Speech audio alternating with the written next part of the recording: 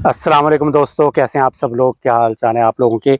ये वीडियो मैं रिकॉर्ड कर रहा हूँ स्पेशली उन नेगेटिव लोगों के लिए कि जो मेरी हर पोस्ट पे आके कुछ ना कुछ नेगेटिव लिखते हैं या मुझे इनबॉक्स भर देते हैं मेरा। अब मैं इटली में रहता हूँ, मुझे 17 साल हो गए हैं, आधी से ज़्यादा ज़िंदगी मेरी यहाँ गुजर गई है। तो ये मेरा दूसरा घर है, ये मेरा मुल्क है। मैं इसके बारे में कुछ अच्छा लिखता हूँ तो पता नहीं कुछ लोगों को क्यों तकलीफ़ होती है। कुछ तो आगे भाषण देते हैं अपने पाकिस्तान से मोहब्बत करने का। भाई पाकिस्तान से मोहब्बत हमें है और सबसे ज़्यादा है। और मेरे बारे में अगर किसी को शक है, जितने भी मेरे दोस्त हैं या मेरे फॉलोअर्स हैं जो मुझे जानते हैं, उन्हें पता है मैं पाकिस्तान से कितनी मोहब्बत करता हूँ। मुझे कोई गारंटी देने की या कोई कसम उठाने की ज़रूरत नहीं है।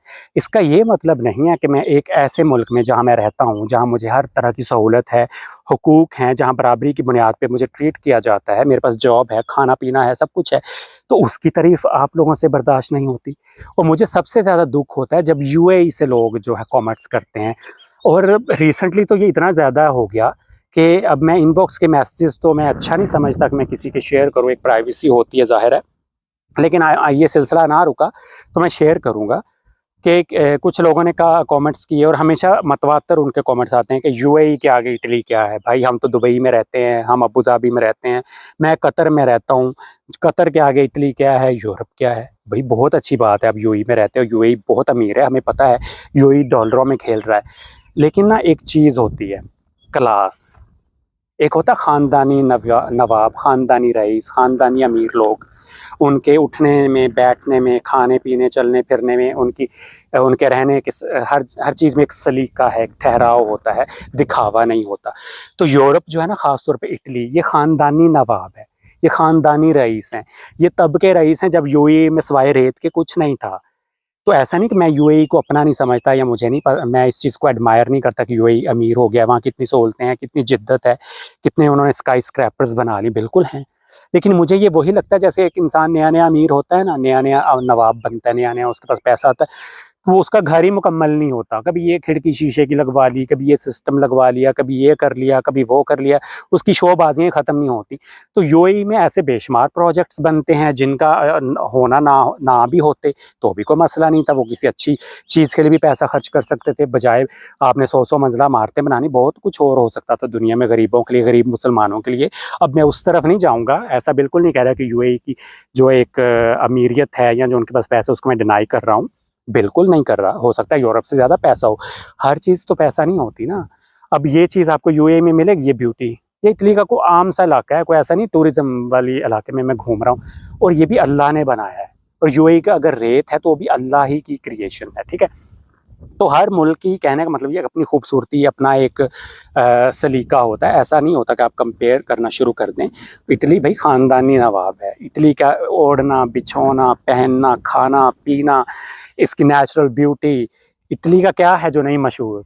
बता दें मुझे। कोई बड़े से बड़ा ब्रांड देख लें वो इटालियन है, कोई बड़ी से बड़ी महंगी से महंगी गाड़ी देख लें वो मेड इन इटली है। जितनी भी आप टॉप 10 दुनिया की कोई भी चीज़ उठा लें, टूरिज़्म में, खाने-पीने में, घूमने-फिरने में, लिबास में, ब्रांड में, टेक्नोलॉजी में, कुछ भी, तो इटली टॉप 10 में हमेशा आता रहा है, हमेशा से रहा है। तो इटली तो शुरू से ही ऐसा है। तो मैं कंपैरिज़न अगेन नहीं कर रहा, मैं उन नेगेटिव लोगों को जवाब दे रहा हूँ। ठीक है, नए-नए अमीर होना और चीज़ है, ख़ानदानी नवाब और रईस होना और चीज़ है। अब इटली में जितनी इंसानियत है, क्या यूएई में है? मैं एक पाकिस्तानी हूँ, मुझे यहाँ आधी से ज़्यादा ज़िंदगी गुज़र गई, 17 साल हो गए। आज तक ये फ़ील नहीं हुआ कि मैं यहाँ पे एक गैर मुल्की हूँ। मैं ये नहीं कहता कि औरों के साथ एक्सपीरियंस भी ऐसा ही होगा। हो सकता है किसी के साथ कभी कुछ बुरा भी हुआ हो, उन्हें ये लगता हो कि हम पाकिस्तानी हैं तो हमारे साथ अच्छा ट्रीटमेंट नहीं हुआ। मैं अपना तजुर्बा तो बता सकता हूँ ना, मैं अपना तजुर्बा शेयर करूँगा कि मेरे साथ कभी नहीं हुआ। मैं यहाँ 17 साल से हूँ और मैं बता दूँ कि मैं 1 डेढ़ महीना हॉस्पिटल एडमिट रहा हूँ, ज़िंदगी और मौत की जंग लड़ता रहा। मैंने बहुत क्लोज़ली देखा, उन लोगों ने, डॉक्टर्स ने, अमले ने रत्ती बराबर भी फ़र्क नहीं रखा कि ये पाकिस्तानी है, मुस्लिम है, तो चलो यहाँ थोड़ी-सी कम तवज्जो दे लें। मैं एडमायर करता हूँ, जो यहाँ पे सर्विसेज़ है ना, ये शोबा जो सर्विसेज़ का है, हॉस्पिटल्स का, और जो रवैया डॉक्टर्स का, मैं इंतहा की हद तक मुतासर हुआ था। जैसे उनकी अवलीन तरजीह यही थी कि इस बंदे की ज़िंदगी बचानी है, इसकी ज़िंदगी इम्पोर्टेंट है। तो मैं कैसे ये रवैये भूल सकता हूँ? और फिर जो आम तौर पे हमें यहाँ पे ट्रीटमेंट मिलता है जॉब पे, 100 मसले होते हैं। देखो हमें, मुझे भी प्रॉब्लम्स जॉब पे रही हैं, हो जाती है, कभी काम कम होता है, ज़्यादा होता है, 100 प्रॉब्लम्स होती हैं। लेकिन ऐसा कभी नहीं होता कि मेरा कोई हक खा गया, मुझे किसी ने गाली दे दी, मुझे किसी ने ये नीचा दिखा दिया कि तुम पाकिस्तानी हो। आप यूएई में बेशुमार पाकिस्तानी मजदूर हैं, आप उनसे राय ले लें कि उनको कैसा ट्रीटमेंट मिलता है। कम से कम मेरी नॉलेज में तो यही है कि बराबरी का नहीं मिलता। यहाँ बराबरी का है। किसी दफ्तर में चले जाएं, आपके पीछे वजीर आजम खड़ा होगा, आपको कोई पता नहीं होगा। अगर किसी ने कुछ पे करने जाना है किसी पोस्ट ऑफिस में कहीं भी, आप अपना नंबर लेते हो, अपनी बारी पे जाते हो, कोई नहीं कहता कि तुम गैर मुल्की हो, पीछे हटो, मेरा नंबर पहले मैं इटालियन हूँ। कभी ये फील नहीं हुआ। यहाँ पे आपके पीछे वजीर आजम खड़ा हो, आपको पता नहीं चलेगा, ना उसके लिबास से, ना उसके रवैये से, ना बोलने से। तो यहाँ तो सब बराबर है। मैं ये अगेन नहीं कहता कि प्रॉब्लम्स नहीं होंगी, हो सकता है किसी का कोई तजर्बा बुरा भी हुआ हो। मोस्टली पता क्या होता है कि लोगों के पास डॉक्यूमेंट्स पूरे नहीं होते, उनको लैंग्वेज आ नहीं रही होती, अगले बंदे की बात समझ आ नहीं रही होती, फिर वो ये समझते हैं कि हमारे साथ जो है ना ये सलूक हो रहा है कि हम पाकिस्तानी हैं, गैर मुल्की हैं, इस वजह से ऐसे बोल रहे हैं। मैंने बड़ा देखा इन लोगों में इंतहा का सब्र है। मजहबी रवादारी यहाँ देख लें, ईद पढ़ें, जुमा पढ़ें, कभी मैंने तासुब से भरी कोई चीज़ नहीं सुनी। हम नमाज पढ़ते हैं, जुमे की, ईद पढ़ते हैं, मैंने कभी उल्टा पुलिस वाले आके आपको सिक्योरिटी देते हैं, सिक्योर करते हैं।